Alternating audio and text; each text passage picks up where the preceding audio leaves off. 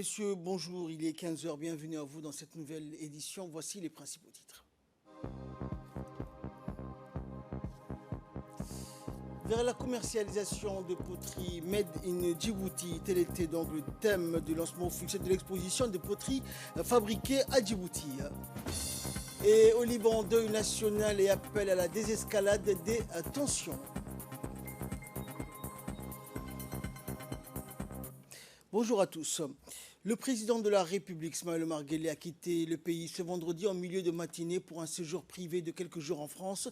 Le chef de l'État reprend ainsi le séjour qu'il avait interrompu pour, entre autres, participer à l'investiture du Premier ministre d'Éthiopie, notre principal partenaire économique, et pour conduire également les travaux du premier Conseil des ministres de la rentrée politique de cette année. A noter qu'à son départ à l'aéroport de Djibouti, le président Ismaël Omar Guelleh a été salué par les autorités civiles et militaires du pays, dont le Premier ministre et chef du gouvernement par intérim, Abdelkader Kamil Mohamed. Le ministère de l'économie et des finances chargé de l'industrie et le ministère de l'enseignement supérieur et de la recherche ainsi que le PNUD et l'USAID ont organisé le lancement officiel de l'exposition de poteries fabriquées à Djibouti au Sheraton Hotel. L'exposition de poterie se tiendra au Sheraton du 17 octobre au 21 octobre et constitue une occasion unique pour les jeunes femmes ayant suivi une formation en poterie de présenter et de vendre leurs premières œuvres. Et cette exposition s'inscrit également dans le cadre d'un projet de relance socio-économique initié par le ministère de l'économie, des finances et de l'industrie en partenariat avec le PNUD et financé par l'USAID qui vise à renforcer l'entrepreneuriat en générant des opportunités d'emploi pour les jeunes et en améliorant les liens avec le marché pour les produits et services nationaux grâce aux applications numériques et aux partenariats avec le secteur privé. La poterie à Djibouti est un secteur considéré comme ayant un potentiel de croissance en tant que petite et moyenne entreprise en vue de renforcer l'entrepreneuriat dans ces secteurs prometteurs et guidé donc par la recherche et le développement mené par le Centre d'études et de recherche de Djibouti, le CERD, pour moderniser la poterie existante à Djibouti. Les jeunes femmes ont suivi une formation intensive de 6 mois au CERD avec le support d'un expert international du PNUD. Grâce à cette formation et à la mise à disposition d'équipements, de matériel et d'outils de poterie, les jeunes femmes disposent de tous les outils pour se lancer dans la commercialisation de poteries fabriquées à Djibouti et notamment grâce au partenariat du ministère de l'économie et des finances chargé de l'industrie, du PNUD, de l'USAID, du ministère de l'enseignement supérieur et de la recherche, du CERD, du ministère du commerce et du secteur privé. Fait partie de la réponse du gouvernement de Djibouti pour aider à créer des emplois dans le cadre du programme Rising Djibouti, qui est en partie une réponse à l'impact du Covid sur l'économie djiboutienne. Le gouvernement américain qui travaille par l'intermédiaire du USAID en partenariat avec PNUD a fourni 2,5 millions de dollars pour permettre une œuvre des activités qui bénéficieront aux Djiboutiens, dont les moyens de subsistance ont été touchés par le Covid. Félicitations vraiment à Arafo, Fatia, Fatouma, Odan et Sitani, les 5 nouvelles potières dont les œuvres sont exposées ici aujourd'hui.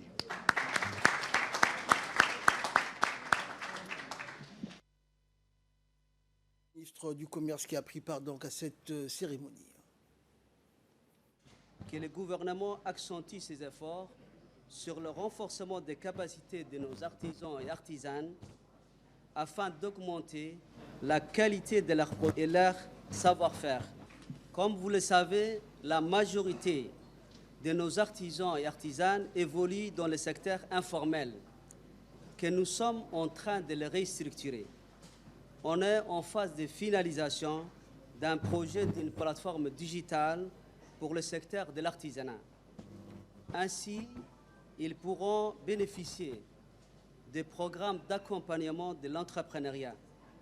Je suis particulièrement ravi que ce genre d'action concertée impulse une synergie indéniable qui sera pleinement profitable à nos concitoyens.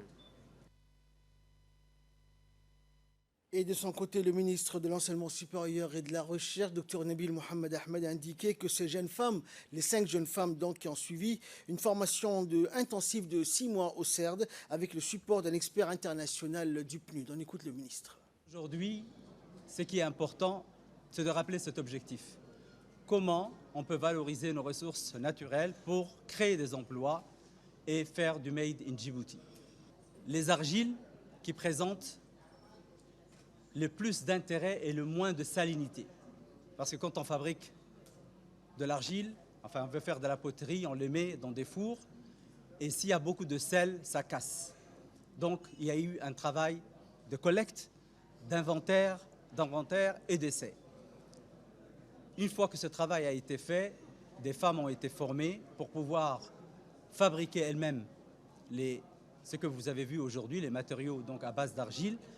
Nous avons discuté tout à l'heure avec l'ambassadeur sur les opportunités de passer à ce qu'ils appellent en termes, je dirais, anglais, scale-up. On a commencé petit, mais maintenant il faudrait dupliquer, former davantage de gens et améliorer l'expérience acquise. Je vous souhaite une bonne journée et s'il vous plaît, participez au Made in Djibouti. Merci. Et enfin, pour clore la série d'interventions, le ministre de l'économie et des finances, Ilyas Moussa Daoualé, a indiqué que la poterie à Djibouti est un secteur considéré comme ayant un potentiel de croissance en tant que petites et moyennes entreprises. Très heureux, c'est aujourd'hui, à double titre. Heureux en tant que ministre des Finances pour avoir mobilisé quelques ressources dans le cadre de Djibouti Rising, en partenariat avec le PNUD, mais également avec bien d'autres partenaires. Et en particulier pour le projet de poterie aujourd'hui et pour d'autres projets à venir avec le gouvernement des États-Unis à travers l'USAID. Mais je suis également heureux ce jour, en tant que ministre de l'Industrie en charge des PME et des PMI, et plus généralement de l'entrepreneuriat, parce qu'on voit les fruits des efforts faits pour permettre la réalisation et l'exposition aujourd'hui, le vernissage de ce jour, dans le cadre du développement et la transformation des matières premières de Djibouti. C'est un sujet qui tient très particulièrement à cœur le chef de l'État, le président Ismaël Omar Guelleh. Alors, quand je dis ça lui tient à cœur, il est très intéressé par l'utilisation, la transformation et le développement des opportunités des matières, des ressources naturelles à Djibouti. Et je pense que le président avait bien vu, parce qu'il avait financé le premier atelier de travail de la terre, de l'argile de Djibouti. Dans l'actualité également, entamée le 5 septembre dernier, la 8e édition du stage international de perfectionnement enquêteur a été clôturée le 13 octobre dernier par une cérémonie présidée par le représentant du procureur général Ibrahim Hussein Yassine Ouaïssa. À l'issue de 6 semaines d'une formation dense et riche sur les techniques modernes d'enquête, la 8e promotion, composée de 17 stagiaires, dont 12 issus des pays amis, ont clôturé donc la formation et reçu leur parchemin et insigne de l'école de la gendarmerie des mains des officiels. Et pour la première fois, cette promotion a vu la participation de 3 personnels féminins des pays amis donc. Et la cérémonie a débuté par la lecture du Saint-Coran, suivie de la lecture de la motion de remerciement de la présidente de la promotion. Et après le mot de la présidente de la promotion, les stagiaires ont reçu leur diplôme et insignes par les autorités présentes. Et la remise des diplômes et des insignes ont été suivies successivement par les allocutions du directeur de l'école, du lieutenant-colonel Hussein Mohamed Qayad et du substitut du procureur Ibrahim Hussein Ouaïssa, président de la cérémonie. Ils ont également évoqué, entre autres, le rayonnement indéniable de l'école sur le plan africain, avant de féliciter les promus pour leur sérieux et remercier les instituteurs et les personnels de soutien pour leur disponibilité. À l'issue de ces allocutions, les officiels ont posé avec les stagiaires pour la traditionnelle photo de famille.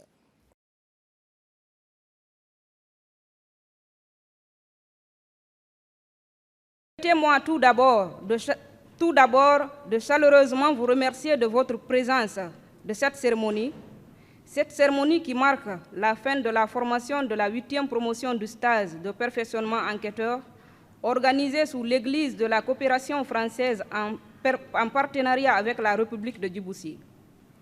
Nous sommes ici 17 stagiaires issus de 12 pays d'Afrique, à savoir le Bénin, le Burkina Faso, le Burundi, le Cameroun, le Congo-Brazzaville, Djibouti, la Guinée-Conakry, la Guinée équatoriale, le Niger, Sao Tomé et Principe, le Sénégal et le Togo. Les remerciements vont également à l'endroit de Monsieur le directeur des études de l'EI3PJ, l'ensemble des instructeurs, le personnel administratif et l'appui, ainsi qu'aux intervenants extérieurs qui se sont rendus disponibles au cours de notre stage. Et le directeur d'école, dans son allocution, remerciait donc en premier lieu les personnalités avant de féliciter les stagiaires pour leurs excellents résultats durant ces 6 semaines très denses et riches et en apprentissage. On l'écoute. Qui nous réunit ce matin marque la fin du stage de perfectionnement enquêteur qui a été amorcé le 5 septembre et prend fin à ce jour. Tout au long de la formation, les instructeurs de l'EI3PJ ainsi que l'encadrement ont constaté effectivement que les stagiaires que vous avez en face de vous étaient, à vrai dire, une très belle promotion, solidaire, et qui mesurait toute la responsabilité qui pesait sur leurs épaules. À l'EI3PJ, il est des traditions d'organiser des sorties de cohésion pour pallier toutes sortes de dépaysements au profit des stagiaires pour découvrir Djibouti, qui est un havre de paix et une terre d'échanges et de rencontres. La formation proprement dite concerne ou bien était basée sur les techniques d'audition et les investigations criminelles. Ils ont appris non seulement à poser les bonnes questions, mais ils disposent aussi un contenu de compétences et une méthodologie qui est intellectuellement maîtrisée. Au nom du chef d'état-major de la gendarmerie nationale par intérim, le colonel Ibrahim Ilmi Ghaib, de remercier Son Excellence, Monsieur le Président de la République, chef de gouvernement et chef suprême des armées, d'avoir permis la mise en place de ce temple de la police judiciaire. Et enfin, donc, le président de la cérémonie, Ibrahim Hussein Ouaïssa, pour sa part, soulevait et rappelait l'importance du rôle des enquêteurs dans la chaîne pénale et de ce fait l'intérêt de soigner les procès-verbaux transmis au parquet. L'École internationale de perfectionnement à la pratique de la police judiciaire du centre d'instruction Cheikh Moussa a accueilli ce stage de perfectionnement qui regroupait 14 pays amis, y compris la République de Djibouti. Cette formation était axée sur les techniques d'audition et les investigations criminelles. Dans une procédure criminelle, les auditions sont capitales et les investigations techniques interviennent souvent. Vu la croissance des enquêtes criminelles qui augmente et qui prolifère dans le continent, cette formation tombe à point nommé pour essayer d'affûter et essayer de donner les connaissances nécessaires à ce futur aux PJ qui vont certainement prendre part dans leurs pays respectifs à des enquêtes importantes et sensibles. J'en reviendrai ici pour que la procédure soit exploitable d'une manière générale par le juge et le procureur. Il faut que le contenu de cette procédure soit plein et entière pour faciliter la tâche et la qualification des délits qui est importante et les investigations de base doivent être bien mentionnées. Pour nous, magistrats, ce qui nous intéresse, la clarté du dossier pour nous faciliter cette tâche. Je dirais aussi que cette école internationale a démontré un savoir-faire de qualité et dispose d'un matériel très sophistiqué à la pointe de la technologie. Et d'ailleurs, je ne manquerai pas de féliciter les formateurs de cette formation qui ont, avec professionnalisme, dispensé leur savoir-faire dans les différents domaines. Santé à présent, le ministère de la Santé nous fait donc le point sur la situation épidémiologique de la pandémie de la Covid-19 au quotidien et nous retrouverons donc ce point de presse dans nos prochaines éditions. Dans l'actualité également, une cérémonie de remise de certificats de fin de formation en anglais professionnel s'est tenue à l'Institut national de l'administration publique, l'INAP, cérémonie de fin de formation qui a été présidée par le secrétaire général du ministère du Travail et en présence donc du général de la base américaine William Zana, du conseiller culturel de l'ambassade des États-Unis et du directeur général de l'INAP. Cette formation intense a duré 3 mois et s'est déroulée en collaboration avec la base américaine du Camp-Lemonnier et a été dispensée par des vacataires de la base. Et dans leurs interventions, le secrétaire général du ministère du Travail et le général Zana ont exprimé leur satisfaction quant au déroulement de la formation et ont félicité les participants ainsi que les formateurs.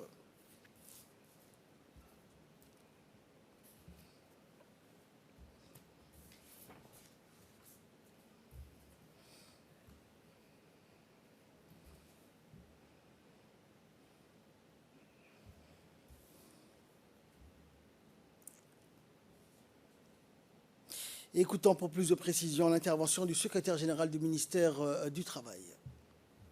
C'est un réel plaisir et un grand honneur pour moi de prendre part à cette cérémonie de clôture de cette formation dispensée par les formateurs de l'armée américaine à l'INAP.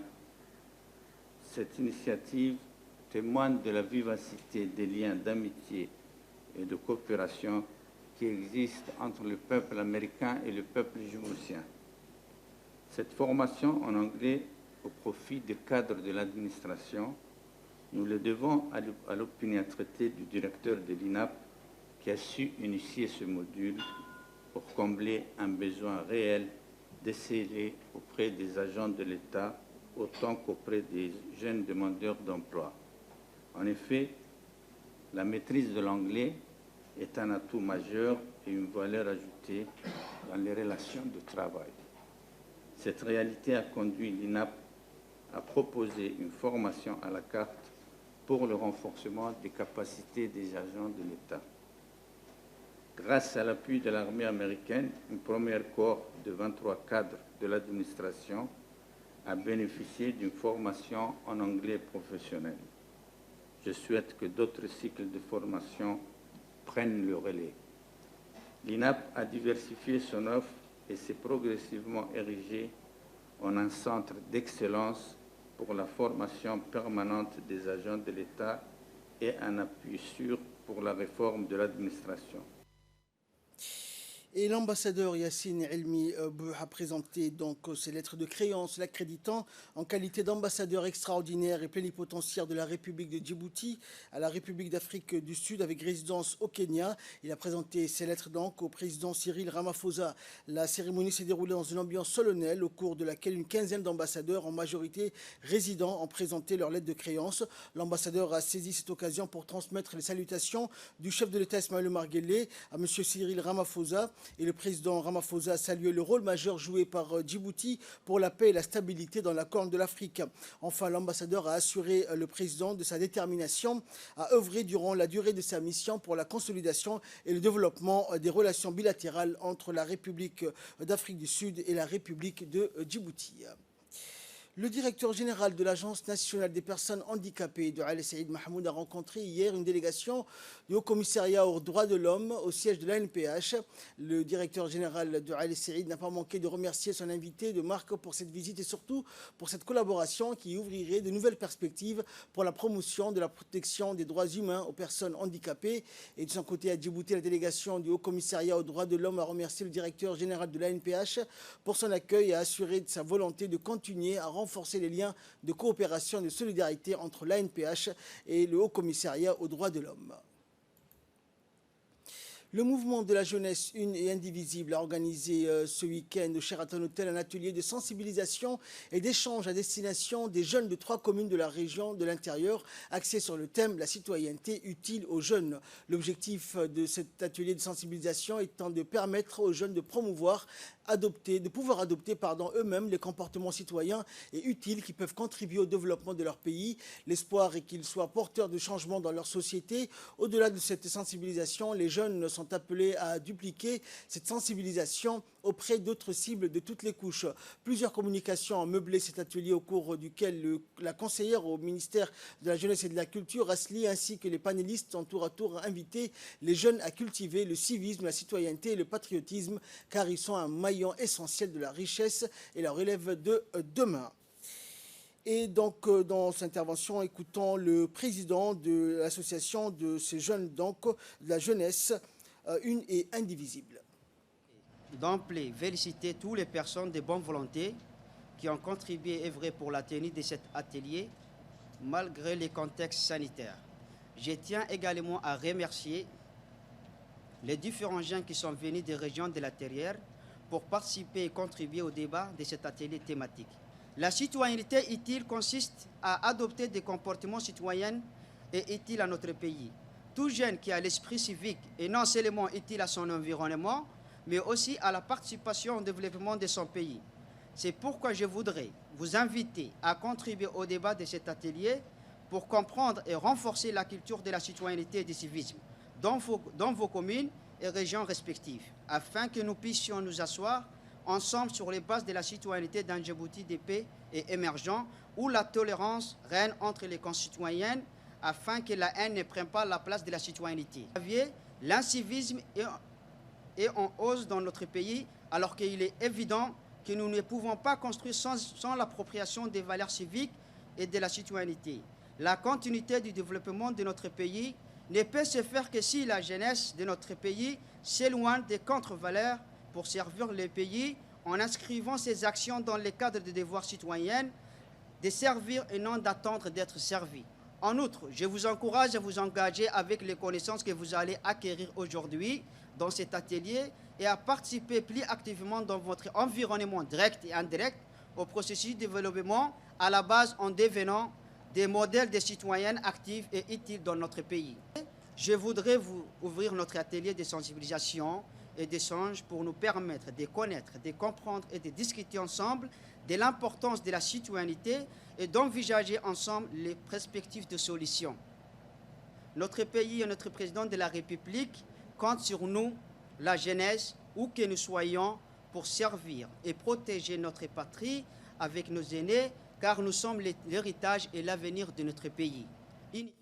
Et à l'issue de l'atelier, notre équipe a recueilli les impressions des participants. Salam alaikum. Aujourd'hui, nous sommes au Sheraton Hotel pour un atelier qu'a organisé le mouvement de la jeunesse une et indivisible. Et nous sommes là en tant que panélistes pour sensibiliser justement sur la citoyenneté utile à la jeunesse, qui est le thème de la journée.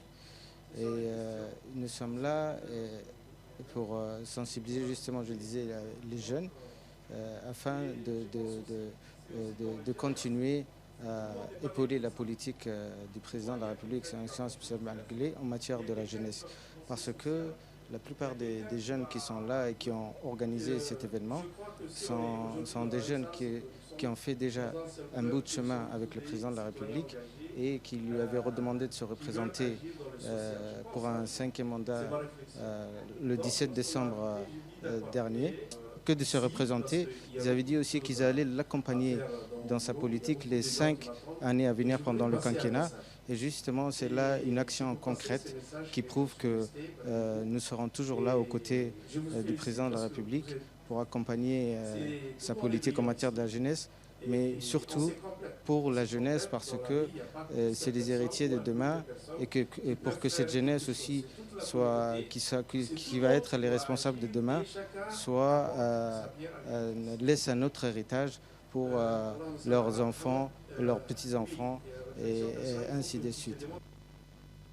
En nouvelle du monde, à présent, au Liban, deuil national et appel à la désescalade des tensions, des murs criblés de balles, des vitrines brisées. Le secteur de Taïouné à Beyrouth a vécu des scènes de guerre hier. 6 personnes ont été tuées et une trentaine blessées lors de violents affrontements en marge d'une manifestation organisée par les mouvements chiites Hezbollah et Amal. Ces derniers ont manifesté pour réclamer le remplacement du juge chargé de l'enquête sur l'explosion du port de la capitale libanaise. Des échanges de tirs nourris ont terrorisé les habitants durant plusieurs heures. L'armée a été déployée et le calme est revenu en fin d'après-midi. Le gouvernement a décrété une journée de deuil national et les États-Unis ont appelé à une désescalade des tensions, de même que le secrétaire général de l'ONU par la voix de son porte-parole. La coordinatrice spéciale pour le Liban, Johanna Abroneka, a également réagi. Elle a condamné le recours à la violence armée en dehors de l'autorité de l'État et a souligné la nécessité de faire preuve de retenue, de maintenir le calme et d'assurer la protection des civils. Cette nouvelle éruption des violences intervient alors que le Liban est plongé dans de multiples crises politiques, économiques et sociales. C'est la fin de cette édition. Merci pour votre très aimable attention. Excellent après-midi sur Télé Djibouti.